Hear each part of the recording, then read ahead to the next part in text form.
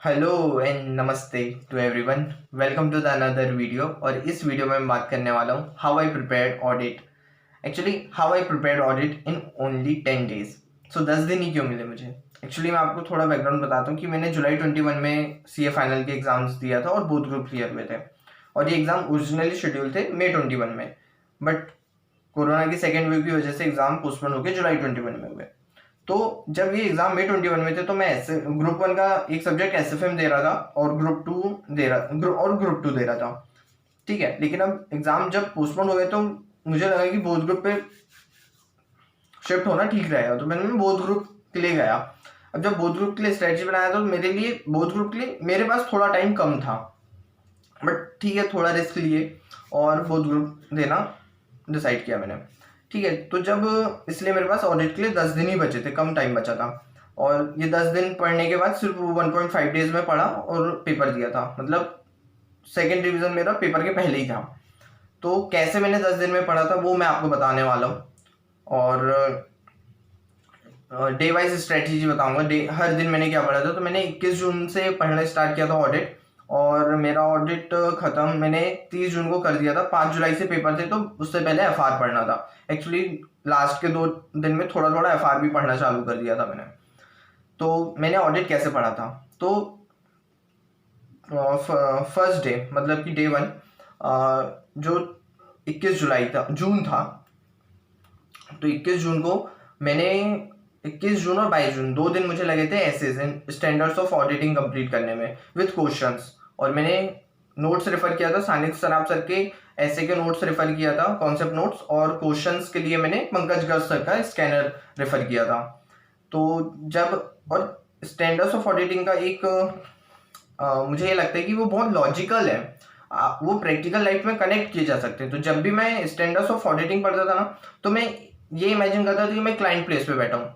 Audit में हम लोग हमारे क्लाइंट प्लेस पे तो जाते ही थे, तो मैं किसी भी क्लाइंट को पकड़ लेता था कि मैं वहां बैठा हूँ और ये स्टैंडर्ड्स ऑफ ऑडिटिंग लगा रहा हूँ। तो जैसे 240 लगा रहा हूँ, तो मैं वहां के अकाउंटेंट को इमेजिन करता था कि ये फ्रॉड कर रहा है, ये ऐसा कर रहा है, वैसा कर रहा है। इस टाइप से मैं कनेक्ट करता था हर ऐसे को।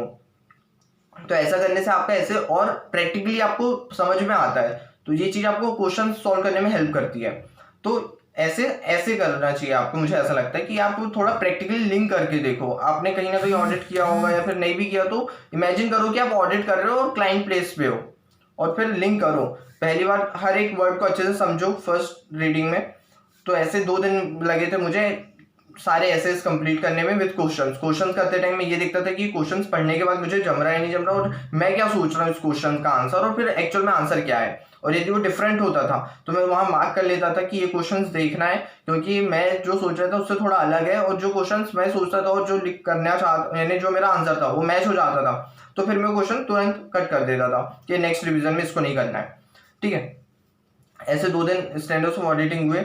21 और 22 तारीख को मैंने प्रोफेशनल एथिक्स उठाया। प्रोफेशनल एथिक्स में मैंने सारे पार्ट, क्लॉज नंबर और शेड्यूल, मतलब शेड्यूल पार्ट नंबर और क्लॉज नंबर सबको अच्छे से रटा, एक एक क्लॉज को कि कौन सा क्लॉज क्या बोलता है। और उसके बाद उसमें 2-3 अपने को क्या 2-3 लाइन जो स्टार्टिंग की होती है ना हर क्लॉज की, वो भी एज इट इज आना चाहिए। मैंने वो भी रट लिया था, क्योंकि प्रोफेशनल एथिक्स ऑडिट का वो पार्ट है जो बहुत स्कोरिक है। आंसर बहुत स्पेसिफिक होते हैं और आपको नंबर मिलते हैं उस पर। ठीक है, तो प्रोफेशनल एथिक्स में 1 दिन लगा, 3 दिन हो गए। उसके बाद 4th डे मैंने कंपनी ऑडिट और कारो इसको किया विद क्वेश्चंस। प्रोफेशनल एथिक्स में भी यही क्वेश्चन की स्ट्रेटेजी थी कि क्वेश्चन पढ़ने के बाद मुझे आंसर जो लग रहा है, जो आंसर होना चाहिए वो है या नहीं, और यदि आंसर अलग है तो फिर क्वेश्चन मार्क कर लो कि अगली बार करना है, अदरवाइज उस क्वेश्चन को क्रॉस कर दो कि नेक्स्ट टाइम नहीं करना है। ठीक है, तो 4th डे में मैंने कंपनी ऑडिट और कारो किया था। सेम स्ट्रेटेजी क्वेश्चंस के लिए भी। सेक्शन आईपीसीसी में वैसे भी कंपनी ऑडिट अपन ने इतना किया है कि सेक्शन अच्छे से बन नहीं जाते, अपने को रटे हुए रहते हैं, तो उसको सेक्शन याद करने में ज़्यादा प्रॉब्लम नहीं गई थी और ज़्यादा टाइम भी नहीं लगा था। 5th डे मैंने यानी 25 जून को क्या किया था, मैंने पूरा फिर से रिवाइज किया था, क्यूमुलेटिव रिवीजन। जो क्वेश्चंस मार्क करके रखे थे उनको भी थोड़ा थोड़ा देख लिया था, बट कॉन्सेप्ट सारे रिवाइज किया था।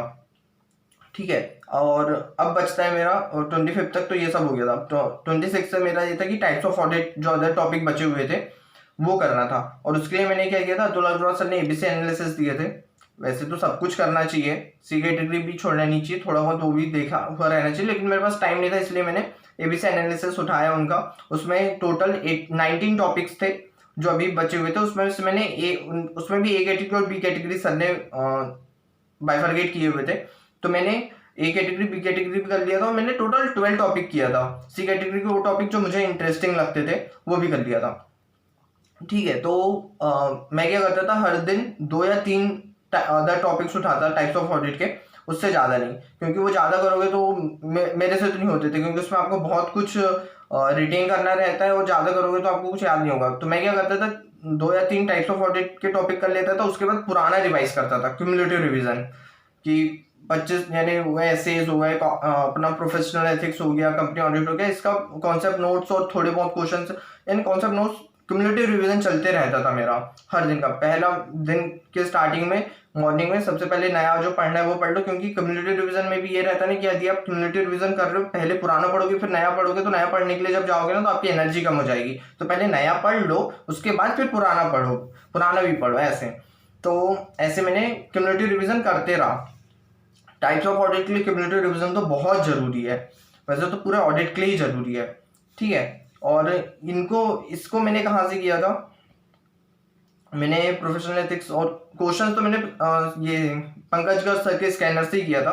टाइप्स ऑफ ऑडिट के लिए मैंने थोड़ा अलग किया था, और मैं आपको बोलूंगा नहीं कि आप ऐसे करना चाहिए। मेरे पास कोई स्पेसिफिक नोट्स नहीं थे मेरे पास एक्चुअली, बहुत लास्ट का प्लान था और कुछ था नहीं, तो मैं क्या करता था, सीधे यूट्यूब में टॉपिक डालता था जो भी मुझे देखना है, जैसे कि फॉरेंसिक ऑडिट मुझे करना है, तो मैं यूट्यूब में वो टॉपिक डालता था, और उसके 2-3 लेक्चर अलग अलग फैकल्टी के लेक्चर देख लेता था। उससे क्या होता था कि जैसे मैंने एक फैकल्टी ए का लेक्चर देखा, सर ए का लेक्चर देखा, तो जब मैं सर बी का लेक्चर देखता था ना, तो वो मैं चेक करता था कि सर ए ने जो बताया वो बी सर बता रहे हैं या नहीं बता रहे, या कुछ नया बता रहे ना, तो वो अपने को अपने आप अटेंशन जाता था कि यार ये सर ए ने नहीं बताए। तो ऐसे चेक वाली मेंटेलिटी से मैं सर बी के लेक्चर देखता था एग्जाम्पल के लिए।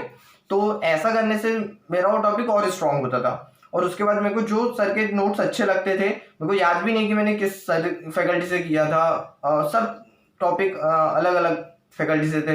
पास में ही प्रिंटर वाले भैया की दुकान थी, तो मैं जैसे जिसके भी नोट्स अच्छे लगते थे व्हाट्सएप कर देता था, वो प्रिंट निकाल के रख देते थे, इवनिंग में जाके मैं फिर ले आता था या पढ़ने से पहले ले आता था। तो ऐसा किया था। उसमें मैंने शुभम केशवानी सर के मेरे को काफ़ी लेक्चर्स अच्छे लगे थे, तो मैंने कुछ टॉपिक जैसे peer review, quality review, bank audit, उनके लेक्चर्स किया था, और क्वेश्चन है तो मैं पंकज गर्ग सर का फॉलो कर ही रहा था। ठीक है, ऐसा करते हुए मैंने 12 टाइप्स ऑफ ऑडिट कंप्लीट किया था विद क्यूमुलेटिव रिवीजन। 30 तारीख तक मेरा ये था कि अदर टाइप्स ऑफ ऑडिट जो अदर टॉपिक थे ऑडिट के वो 12 हो गए थे, और बाकी सब टॉपिक का क्यूमुलेटिव रिवीजन हो गया था मेरा। तो ऐसे 10 दिन में मैंने ऑडिट प्रिपेयर किया था, और मैंने क्लियर किया था। तो cumulative revision is the key of success for theory subject, चाहे वो लॉ है या ऑडिट हो या कोई भी थ्योरी सब्जेक्ट हो, क्यूमुलेटिव रिवीजन कीजिए आप, आपका वो सब्जेक्ट में कॉन्फिडेंस आएगा ही आएगा। मैंने सिर्फ 10 दिन पढ़ा था ऑडिट, और उसके बाद फिर मुझे पेपर भी टफ आया था, लेकिन मुझे टफ उतना नहीं लगा था। मुझे तो एक्सपेक्टेड था कि नंबर भी ज़्यादा मिलेंगे, वैसे तो नंबर 40 ही मिले। सो ये थी मेरी ऑडिट की स्ट्रेटेजी। आई होप हेल्पफुल होगी आपके लिए, और अब मिलते हैं नेक्स्ट वीडियो में, तब तक के लिए बाय बाय, टेक केयर।